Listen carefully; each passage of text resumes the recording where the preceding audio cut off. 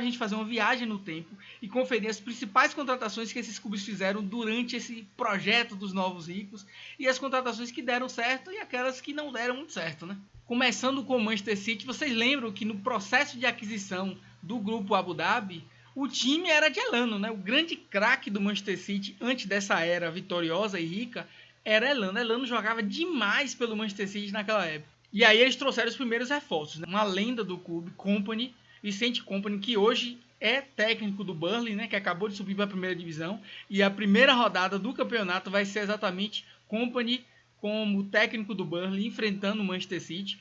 Zabaleta, que virou uma lenda do clube. Joe e o Wright Phillips, né? Joe foi uma contratação que com certeza não deu certo e o Wright Phillips foi uma contratação interessante. Outro marco é que o artilheiro que não deu muito certo, né, da era anterior foi Bianchi, que acabou saindo logo quando a aquisição aconteceu. E aí você já percebe o perfil desse novo projeto, né? Investimento pesado em contratações e saldo negativo, isso considerando só o balanço de transferências. Eu não estou considerando a receita global do clube com todos os custos e todas as receitas. Aqui eu estou avaliando só em termos de transferências o balanço e quanto que os clubes resolveram investir para poder montar esses times tão fortes. E aí no próximo ano, mais estrelas, né? Tevez, Adebayor, aí o zagueirão Lescott, e Santa Cruz não deu certo, o Vieira, lenda do futebol mundial, Kolo Touré, zagueiro, e Barry, meio campo, que também não fez muita diferença. E aí marca a saída do craque, né? Elano, e Sturridge, que não deu muito certo, mas que foi uma lenda do Liverpool.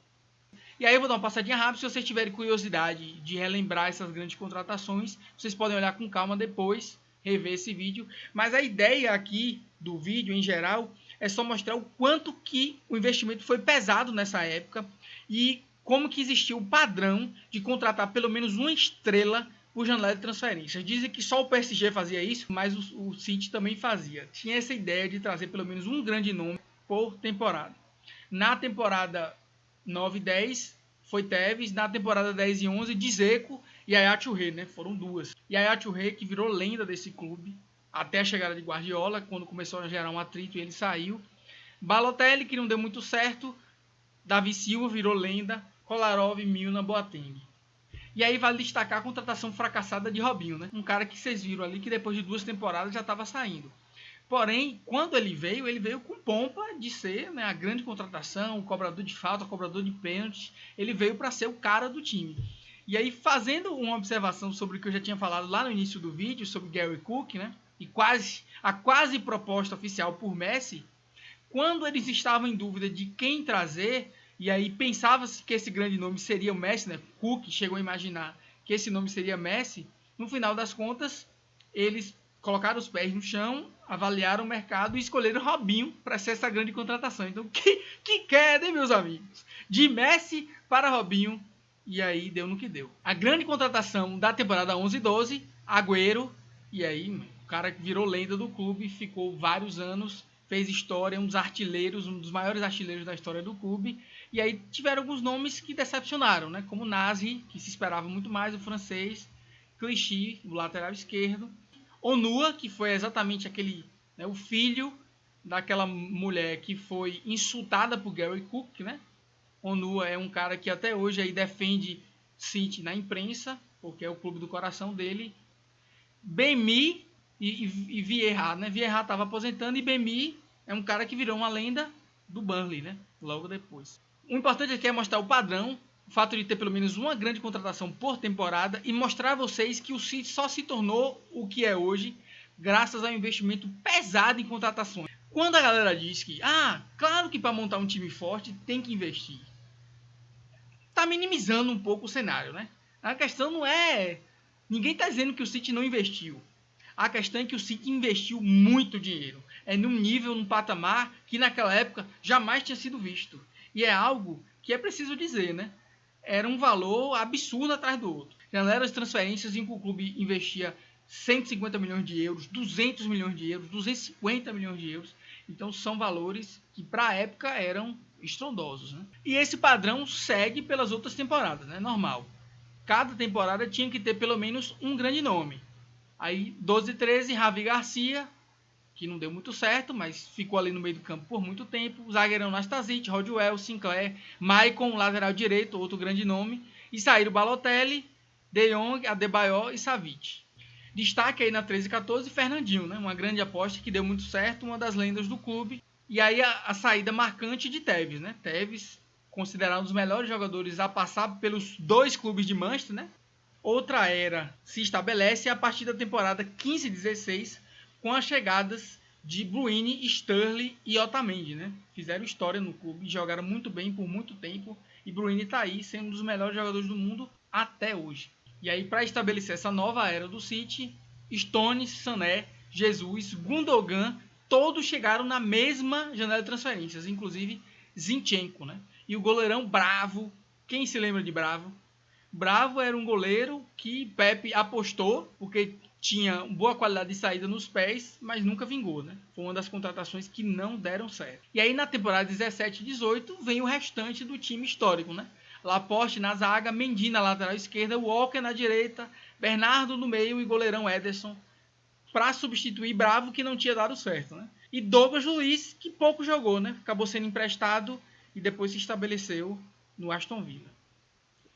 E aí 19 e 20, a partir daí é o luxo, né? O time já estava bem formado.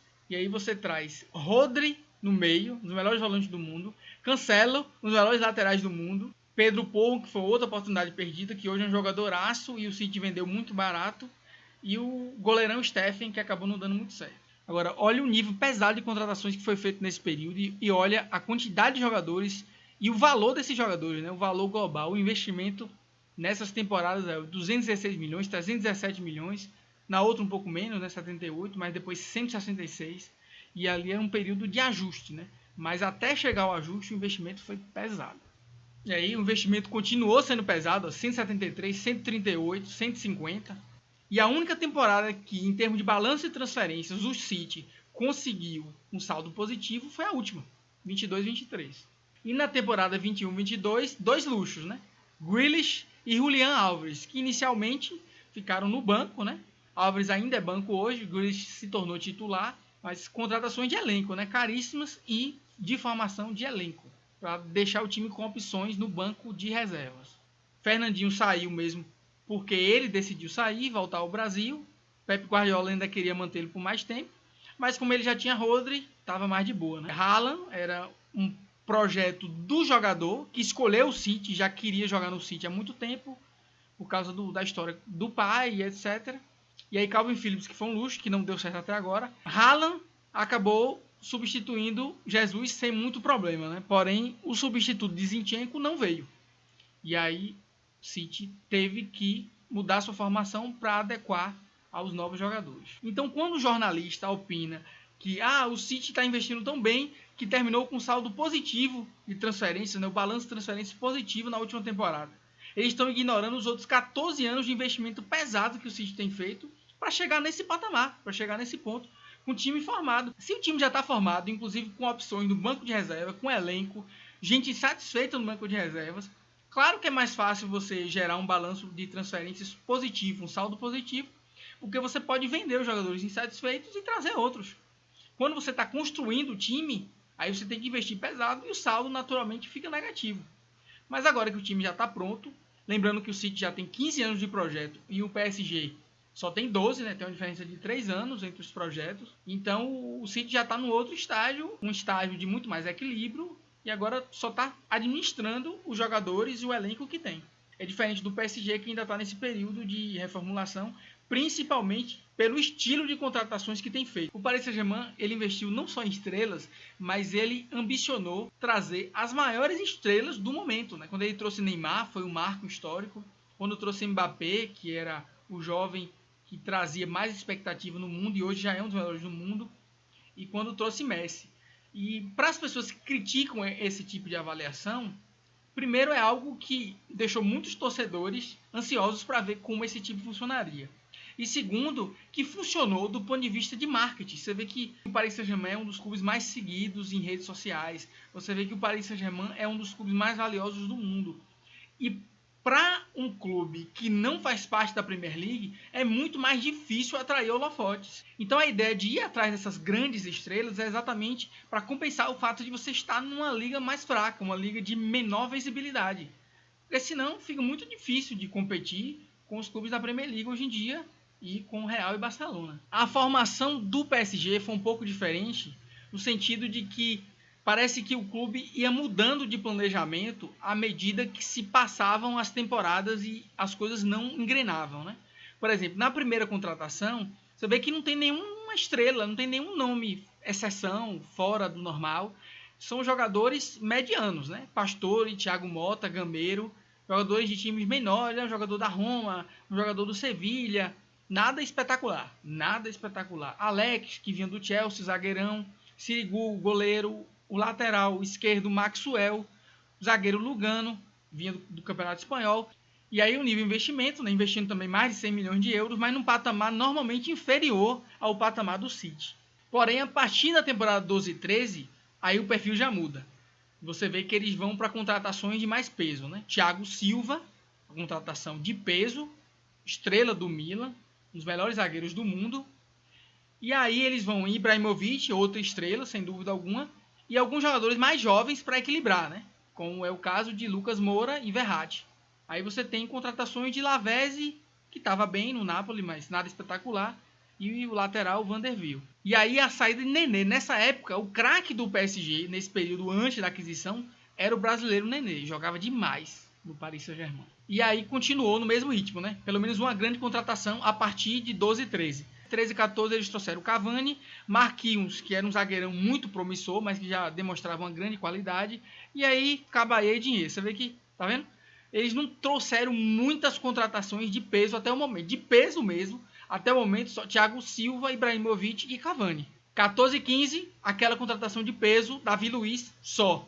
Você vê que uma temporada em que eles só gastaram 49,5 milhões de euros. Então essa noção que o Paris Saint-Germain sempre esbanjou no mercado de transferências, gastando muito dinheiro e tal, não é verdade. Na temporada 15 e 16, o padrão continua. Uma grande contratação por temporada, Di Maria, né? Um dos craques dessa nova era aí do PSG, sem dúvida alguma. Porém, os outros coadjuvantes sempre foram um pouco abaixo. E essa que é a grande diferença para mim das contratações do City para o Paris Saint-Germain. Deixou a desejar na contratação dos coadjuvantes. E isso foi uma temática que durou todo o período. A janela 16-17, extremamente frustrante. Talvez a pior janela de um clube grande na história. Muito decepcionante. Gonçalo Guedes, Draxler, como os principais nomes, aí realmente deixou a desejar. E ainda com a saída de Ibrahimovic, Davi Luiz e Dinheiro, né, que é um bom lateral, só piorou as coisas. Para compensar essa temporada, essa janela muito ruim, 17 e 18, eles mudaram um pouco a estratégia e resolveram investir pesado. Não estava funcionando. Neymar, Mbappé, Daniel Alves, 3 contratações de altíssimo nível. Betite, lateral esquerdo, também é bom. E Diarra, mas já por final da carreira, né, um bom meia volante.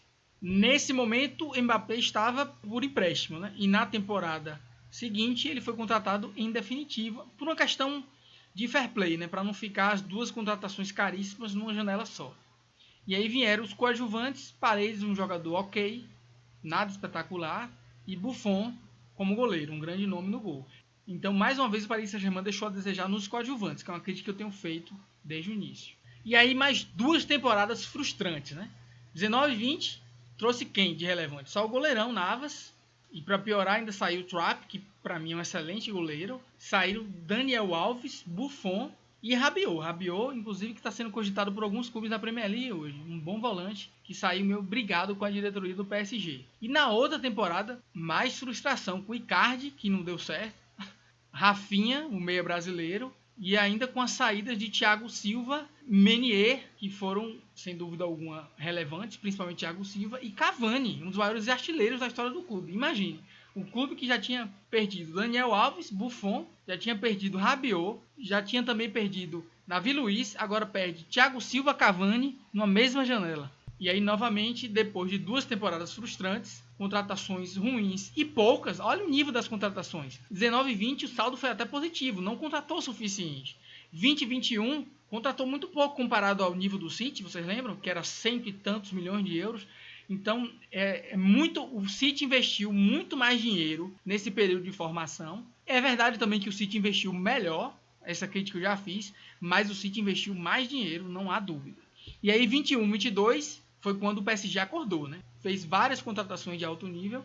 Danilo Pereira, uma boa contratação. E aí vem Hakimi, excelente. Messi, craque. Donnarumma, craque do gol. Sérgio Ramos, excelente. E o Ronaldo, que não foi muito bem aproveitado, mas a ideia foi boa. Então, nessas duas últimas janelas, sem dúvida alguma, o PSG se redimiu. As contratações de Messi, Sérgio Ramos, Donnarumma deram outra visibilidade ao clube, colocaram o clube no outro patamar. O PSG vem sério aí, quer ganhar a Liga dos Campeões, está contratando os craques. E também foi importante para, aos poucos, começar a montar um time. Foi aí que o PSG começou a melhorar os seus coadjuvantes. Coadjuvantes que eu falo assim, Hakimi é um excelente jogador, mas na composição do time, ele é um coadjuvante para Neymar, para Mbappé. Então é isso que faltou ao PSG. Demorou muito para entender. É algo que o City pegou mais rápido. Mas também temos que lembrar que a gente está comparando um projeto de 12 anos com um de 15. Então o Paris Saint-Germain, daqui até o 15º ano, tem 3 anos e ainda pode conquistar a Liga dos Campeões, mais ou menos na época, no mesmo período que o City conquistou. Tem que dar tempo para o time melhorar. E aos poucos o time está prestando atenção aos coadjuvantes, a composição do time ao redor dos atacantes, dos fazedores de gol. Na temporada 22-23, o PSG investiu ainda mais no elenco, nessas opções, como Vitinha no meio, jovem português, muito promissor, Fabian Ruiz, Carlos Soler, 2 espanhóis de boa qualidade para compor o elenco, o português Renato Sanches, foi Nuno Mendes, que foi primeiro por empréstimo, depois foi efetivado do lado esquerdo. Então, você montando uma boa zaga, que já tem Kimpembe, que já tem Marquinhos, e agora saiu o Sérgio Ramos, mas ainda dá para montar uma boa zaga. Principalmente agora com a chegada de Skriniar da Inter, nessa temporada atual, 23-24, você consegue montar uma zaga bem segura, com Marquinhos, Kimpembe e Skriniar. Os dois lados muito fortes, com Hakimi e Nuno Mendes. Diversas opções no meio campo. E aí você tem um ataque muito poderoso nesse momento com Neymar e Mbappé. Vamos ver como é que vai ser o futuro desses dois jogadores. E aí, claro, tem que destacar as saídas de Di Maria, que foi um jogador extremamente importante. E também Kalimuendo, que acabou saindo muito novo e que hoje é uma grande promessa, né? Talvez o PSG tenha vendido ele muito cedo. E aí, mais uma vez, se analisa o nível das contratações, a qualidade dos jogadores que conseguiu trazer nesses últimos anos, né? Messi, Hakimi, Donnarumma, Sérgio Ramos, Nuno Mendes, Vitinha, Mukiele, sem gastar muito, né? Gastando menos do que os patamares do City e com jogadores de excelente qualidade. Se eles tivessem um treinador de ponta, hoje eles teriam um time bem competitivo. Já teriam desde a temporada 21-22. E esse é o resumão financeiro das janelas de transferências dos dois clubes, né? Os balanços, os saldos de contratações e vendas. Vale a reflexão, né? Para aqueles que falaram que o PSG é o time que mais investiu nos últimos anos, não fez as contas, não verificou a informação. Porque está muito claro que, em termos de investimento total, o City investiu 2,31 bilhões de euros. Esses dados, todos os dados segundo o Transfer Market, né? Para a gente fazer uma comparação justa e comparar com a tabela do PSG, eu peguei só os 12 anos iniciais, né, que é essa parte da formação do clube, para vocês verem como o PSG gastou menos. Em termos de venda dos jogadores, é bem equivalente. Então essa ideia de que, meu Deus, o PSG não vende, o City vende muito melhor, e tá? Os números mostram que não é assim, é equivalente.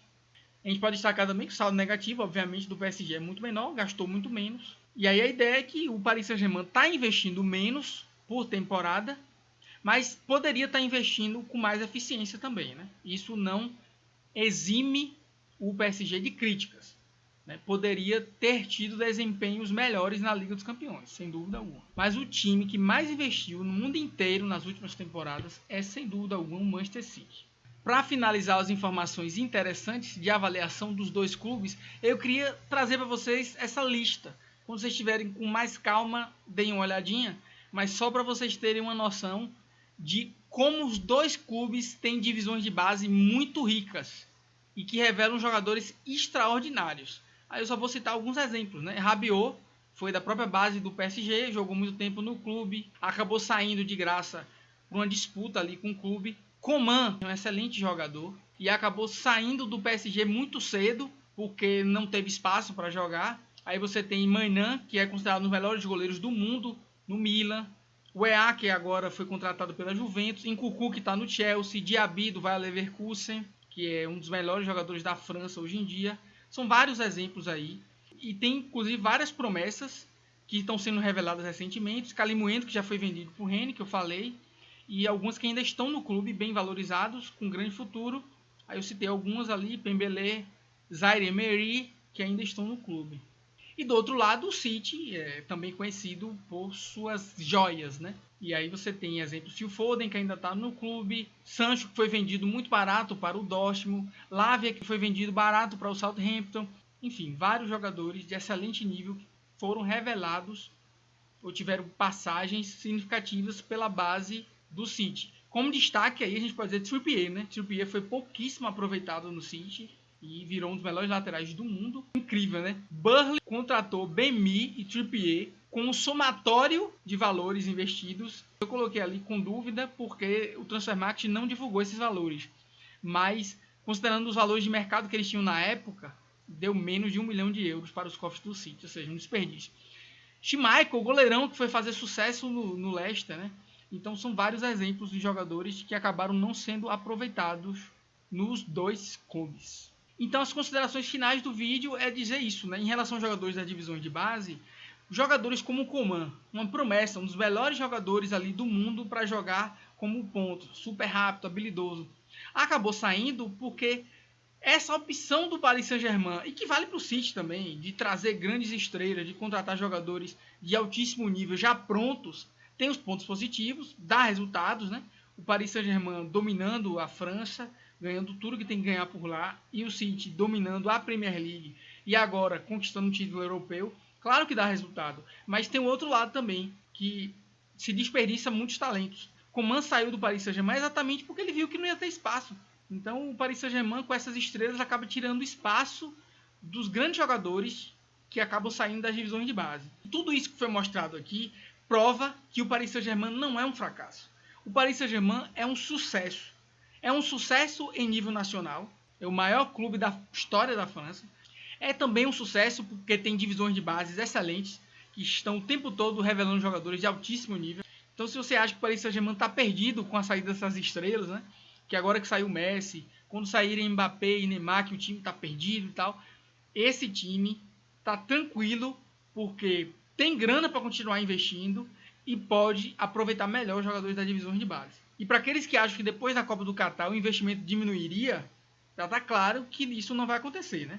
Você olhar a janela do PSG nessa temporada, é uma janela bem inteligente, não está indo atrás de estrelas, está contratando bem, está contratando jogadores jovens, efetivou a contratação de Ekitike, que é um jovem jogador que estava por empréstimo e que o Paris Saint-Germain avalia que tem um grande potencial. Já anunciou a contratação sem taxa de transferência de Asensio, né? Uma excelente ponta que acabou perdendo espaço no Real Madrid só porque Rodrigo está crescendo cada vez mais. Só que eu acho que é um excelente jogador para ser titular ou para compor o elenco. Aí depende das outras opções que o time venha trazer, né? Para compor aquele ataque. Trouxe Skriniar, também sem taxa de transferências da Inter de Milão, um jogador excelente, excelente zagueiro, que eu acho que vem para ser titular. Poderia ter escolhido, né, o clube que iria, escolher o Paris Saint-Germain. E também, aí investiu um pouco mais, mas considerável pela qualidade do jogador, foi lá e pagou a cláusula de rescisão de Ugarte, né, o meia do esporte, excelente, que inclusive estava sendo cobiçado por clubes grandes da Premier League, se não me engano era o Chelsea que estava interessado nele. Então o Paris Saint-Germain continua forte no mercado, continua demonstrando que vem para competir pela Liga dos Campeões de novo, mesmo sem Messi.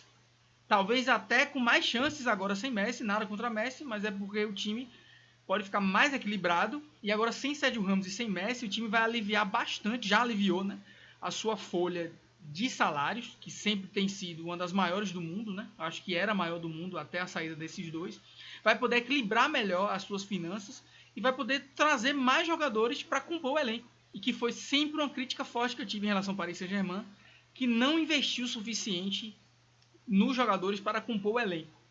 Então fica essa imagem que o Paris Saint-Germain gastou uma fortuna porque contratou os dois jogadores mais caros do mundo, Mbappé e Neymar.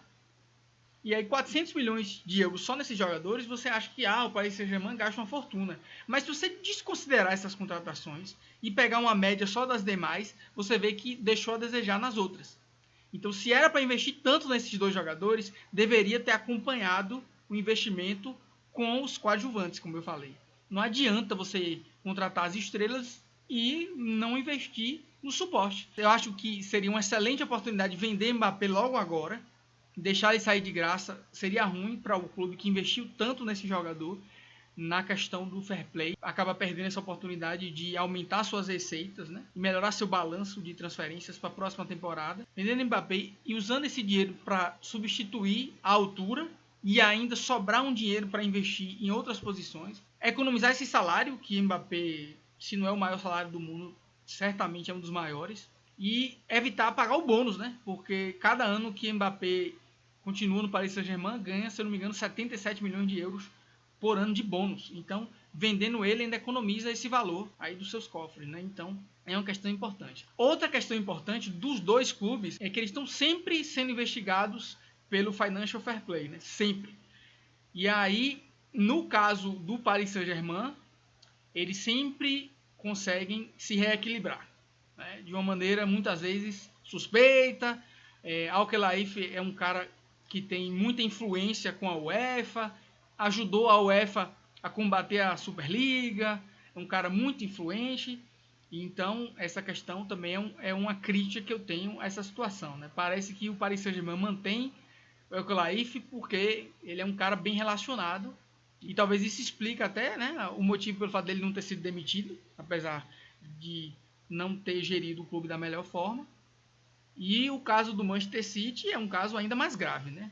Mais de 100 violações das regras de fair play, o Manchester City nega, mas diferentemente da UEFA, que os crimes, entre aspas, cometidos prescreveram, né? Tinha um período, que é uma loucura, esse negócio desses crimes prescreverem, eu sempre achei uma loucura.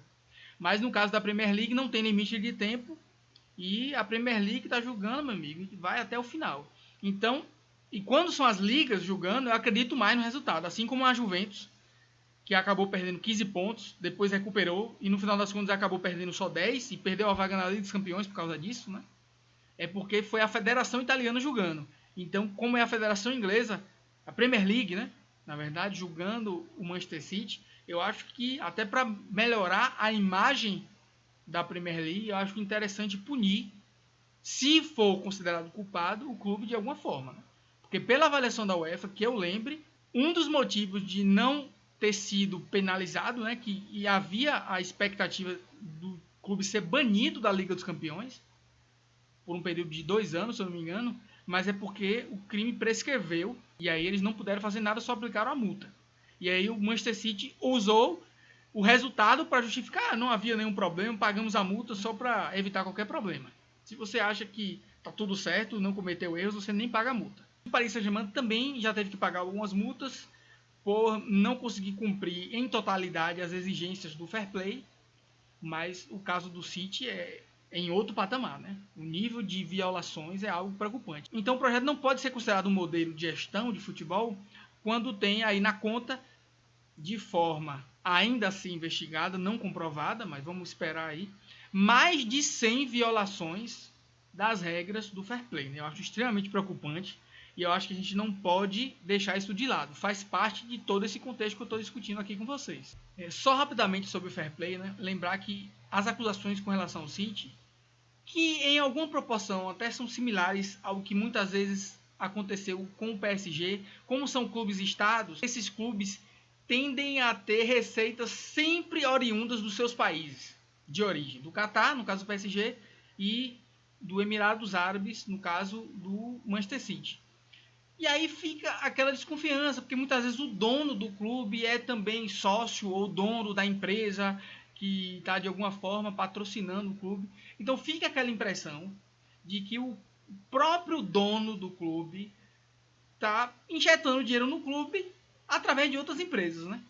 E aí fazendo de conta que aquilo ali é uma espécie de patrocínio de uma empresa do Abu Dhabi, mas que na verdade tem alguma conexão com o próprio dono, porque é a família real que tem muitas propriedades e acaba sendo também dona de muita coisa. E é uma das grandes críticas que a UEFA e agora a Premier League tem feito ao City. Em alguma proporção isso aconteceu com o PSG também. Algumas receitas foram questionadas em relação ao Qatar, mas o caso do Manchester City é muito mais grave e aconteceu de forma sucessiva. Então até nisso vale a crítica, né? O Manchester City sempre tentando tirar algum tipo de vantagem, tentando manipular ali o fair play de alguma forma. Essa é a minha opinião, né? A não ser que seja provado que eles são inocentes, mas, né, ninguém aqui é bobo. A forma como é feita, a ideia é: eu vou injetar dinheiro aqui no meu clube, nem que eu precise usar minhas outras empresas, e aí eu faço de conta que é receita.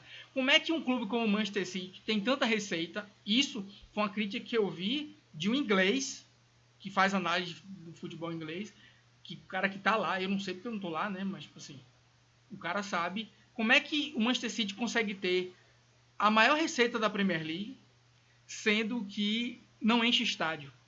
Muitas vezes o estádio não está cheio. Claro que vai ter que arrumar receitas de outras formas, né? E aí tem patrocínios, óbvio. Tem os direitos de TV, que a gente já discutiu, mas muito também vem de receitas, patrocínios que vêm do próprio país. E aí a desconfiança é natural. E outra questão que é ainda mais grave é em relação à transparência, em relação a salários da staff, dos treinadores, e que há uma ideia de que se pagava mais do que estava sendo colocado no papel. Quando analisa-se o sucesso do City e quando se chama de modelo, eu acho que a gente tem que abrir os olhos para todas essas questões também. E com relação à Champions, a gente não pode dizer que o projeto do Paris Saint-Germain não é bem sucedido só porque não ganhou a Champions. Eu acho engraçado como tem esses dois pesos, duas medidas quando comparam os dois clubes. Para o Manchester City, quando ele não tinha ganhado a Champions, estava tudo bem, porque ele estava dominando o cenário nacional, assim como o PSG. Agora, para o PSG, fracasso. O clube sempre teve como objetivo ganhar a Liga dos Campeões, como se o City não tivesse esse objetivo. Então, assim, a parcialidade é terrível. Você tem que olhar os mesmos critérios, objetivamente, os dois clubes, e aí definir exatamente o que falhou e o que deu certo. Agora, dizer que para um clube o peso da Liga dos Campeões era um e para o outro era diferente é ilusão. Nesse tipo de investimento, vocês viram que o City investiu mais, mas os níveis de investimento são parecidos, né? No sentido, tipo assim, são clubes que investiam em estrelas, faziam pelo menos uma grande contratação por temporada, são os clubes que mais investiram nos últimos anos. Então, existem muitas similaridades. Esses clubes investem para ganhar a Liga dos Campeões. Aí o cara vem me dizer que o City, que investiu muito mais do que o PSG, se você comparar ali, foram uns 300 milhões de euros a mais nesse período aí, dos 12 primeiros anos, né? Então é uma quantidade absurda. Então, ao contrário do que muitos jornalistas dizem, né? Que o Paris Saint-Germain investiu mais do que o City, sem verificar a informação, o City investiu mais. Então, como é que nesse cenário em que o City investiu mais do que o PSG, você vem me dizer que para o PSG a Champions era mais importante, se o outro time investiu ainda muito mais? Claro que o objetivo era dominar tudo. Esses times investem para ser o melhor time do mundo, e para ser o melhor time do mundo tem que ganhar a Liga dos Campeões. Isso vale para os dois. Agora, o City ganhou a Champions no seu 15º ano. Então, vamos dar mais tempo ao Paris Saint-Germain. A tendência é que continue competindo e, eventualmente, deve ganhar a Liga dos Campeões. É a expectativa. Outra questão é, olha os campeões inéditos da Liga dos Campeões. Tirando o City, agora 2023, o último campeão inédito foi o Chelsea em 2012, foi o primeiro título, depois veio o título de 2021. Antes disso, foi o Borussia Dortmund em 1997, século passado. Vocês têm noção disso? Então, nesses últimos anos, vocês veem como é raro você ter campeão inédito da Liga dos Campeões. É uma liga dominada pelos clubes tradicionais. E não tem nada a ver com peso de camisa, nada. Tem a ver com o fato desses clubes terem experiência, seus jogadores terem experiência na competição. São clubes que muitas vezes, no caso do Real Madrid, priorizam essa competição, inclusive em relação ao próprio campeonato nacional.